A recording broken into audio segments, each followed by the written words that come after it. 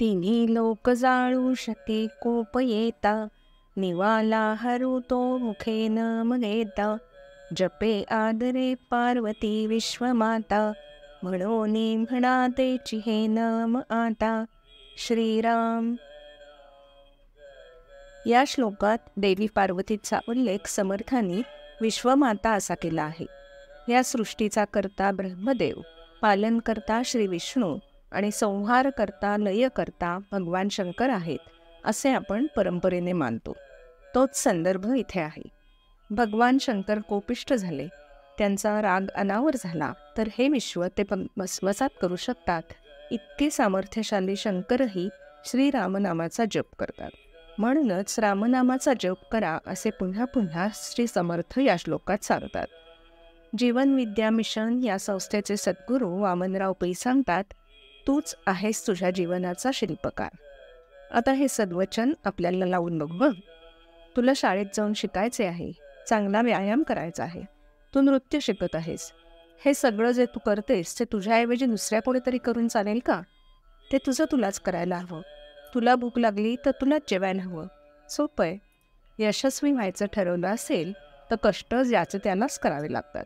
त्यासाठी प्रयत्न आपणच करायचे. म्हणजेच काय, तर चांगलं वाईट ओळखून तसं वागायचं, हो ना? तू मूर्ती घडवताना मूर्तिकार पाहिला आहेस ना? कोणतीही मूर्ती असो, एखादं शिल्प असो, ते घडवताना त्यातील नकोसा भाग मूर्तिकार बाजूला काढून टाकतात.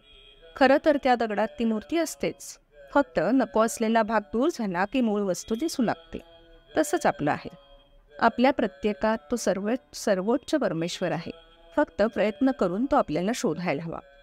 आपलं मन निर्मळ नसल्याने सगळी काजळी जमली आहे. ती अगदी घासून पुसून स्वच्छ करायची असेल तर रामनामच उपयोगी पडते. खूप ठिकाणी मंदिरात किंवा घरांमध्ये देवापाशी जो दिवा लावतात त्याला वारा लागू नये म्हणून त्याभोवती काच ठेवतात. ते पाहिले असशील तू. काच स्वच्छ असते म्हणून दिव्याचा प्रकाश बाहेर पडतो. ती काचही अधूनमधून स्वच्छ धुवावीच लागते. तसंच आपल्या मनाचं आहे. ते सारखं पळत असतं इकडून तिकडे. त्याला प्रयत्न करून एका जागी स्थिर करावं लागतं. स्थिर मन असेल तरच आपली कामं चांगली होतात. एक गोष्ट सांगते, ऐक. एक देऊळ असतं आणि त्या देवळाचे पुजारी तिथेच बाजूच्या घरात राहायचे.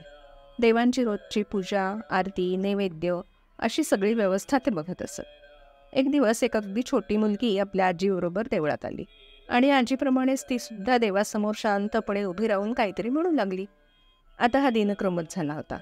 दर्शन घेऊन आजी बाजूला बसली तरी ही छोटी मुलगी देवासमोर उभी राहून काहीतरी पुटपुटत असे. खूप दिवस हे चालूच होतं. मंदिराच्या पुजाऱ्यांनाही आश्चर्य वाटत होतं. मुलगी तर लहान दिसते, संस्कृत श्लोक पाठ असते तिचे, असंही त्यांच्या मनात येईल.